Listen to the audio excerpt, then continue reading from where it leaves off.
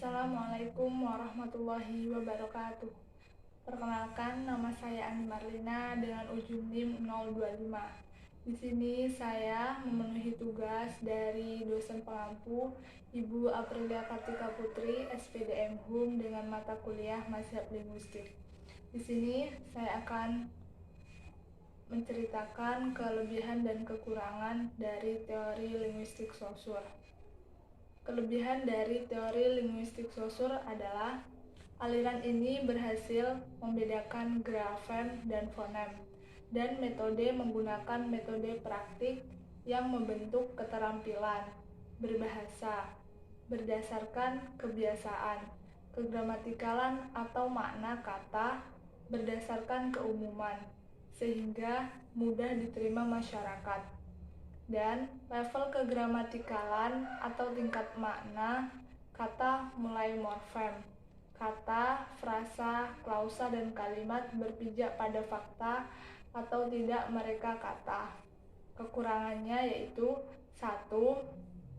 Terlalu menekankan pada aspek fonologi, morfologi, dan sintaksis sebagai komponen-komponen yang terpisah. Yang kedua, kurang memperhatikan hubungan antar unsur bahasa. Yang ketiga, memerlukan ketekunan karena struktural memandang bahwa belajar bahasa bertolak dari kebiasaan, sehingga harus berlatih secara terus-menerus sampai kompetensi yang diharapkan. Yang keempat, menggunakan metode drill dan praktis, sehingga memerlukan ketekunan. Yang kelima, kegramatikalan berdasarkan kriteria umum. 6. Objek kajian terbatas. Yang kedua yaitu teori deskriptif. Kelebihan 1. Teori-teori yang dibuat telah membuat linguistik struktural sebagai ilmu yang sangat ampuh.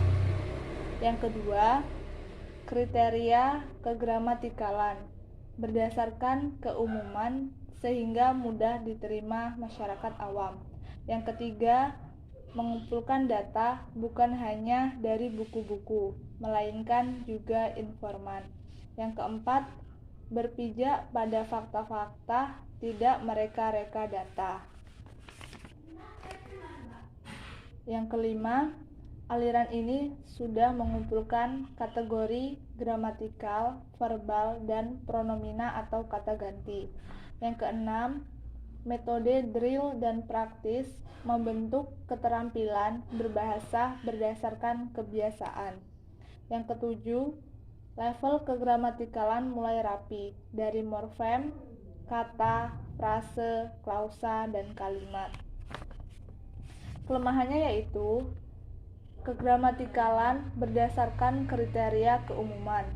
Bidang fonologi, morfologi, dan sintaksis dipisahkan secara tegas dan tidak berhubungan.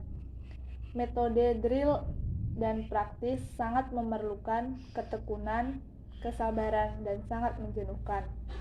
Faktor historis sama sekali tidak diperhitungkan dalam analisis bahasa. Objek kajian terbatas sampai level kalimat tidak menyentuh aspek komunikatif. Proses berbahasa merupakan proses rangsang atau tanggap berlangsung secara fisik dan mekanis, padahal manusia bukan mesin. Yang ketiga yaitu teori Sapir-Whorf.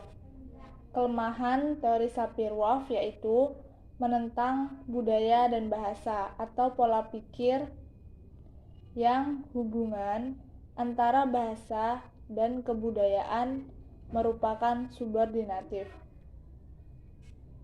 Suatu bahasa berada di bawah lingkup kebudayaan. Pendapat lain yang menyatakan bahwa bahasa dan kebudayaan mempunyai hubungan yang koordinatif, yakni hubungan sederajat yang kedudukannya sama tinggi. Gagasannya bahwa jika bahasa seseorang tidak memiliki kata untuk konsep tertentu, maka tidak akan memahami konsep itu yang tidak benar. Bahasa tidak serta-merta mengendalikan kemampuan manusia untuk bernalar atau memiliki respon emosional terhadap sesuatu atau gagasan tertentu. Kelebihannya dari teori Sapir-Whorf yaitu teori Sapir-Whorf menyatakan bahwa struktur bahasa suatu yang digunakan secara terus-menerus mempengaruhi cara seseorang berpikir dan berperilaku, dan dikatakan sebagai bagian integral dari manusia. Bahasa menyerap setiap pikiran dan cara penuturnya memandang dunia. Yang keempat yaitu teori linguistik fungsional. Kelebihan yaitu kita dapat mengetahui bahwa setiap fonem atau bunyi itu memiliki fungsi, sehingga dapat membedakan arti. Setiap monem, istilah Martinet, yang diartikulasikan memiliki isi dan ekspresi. Dengan begitu dapat dilihat fungsinya. Kemudian, pada tataran yang lebih besar, yaitu sintaksis. Aliran ini menekankan pada fungsi preposisi dan struktur kalimat, yaitu unsur linguistik dalam sebuah kalimat dapat dijelaskan dengan merujuk pada fungsi sehingga ditemukan pemahaman yang logis dan yang utuh. Berhasil melihat setiap komponen bahasa berdasarkan fungsi gagasan. Adanya relasi antara struktur dan fungsi bahasa. Kelemahan dari linguistik fungsional yaitu tidak mampu menguraikan fungsi unsur linguistik lebih rinci, khususnya pada tataran sintaksis. Dalam struktur, kalimat gagasan ini tidak menjelaskan komponen-komponen apa saja yang tercangkup di dalamnya. Aspek fungsional pada kalimat sebagaimana ada fungsi lain dalam kalimat yaitu fungsi semantis dan fungsi pragmatis. Baiklah, sekian dari penjelasan mengenai teori linguistik Saussure, teori deskriptif, teori Sapir-Whorf, dan teori linguistik fungsional. Saya akhiri. Wassalamualaikum warahmatullahi wabarakatuh.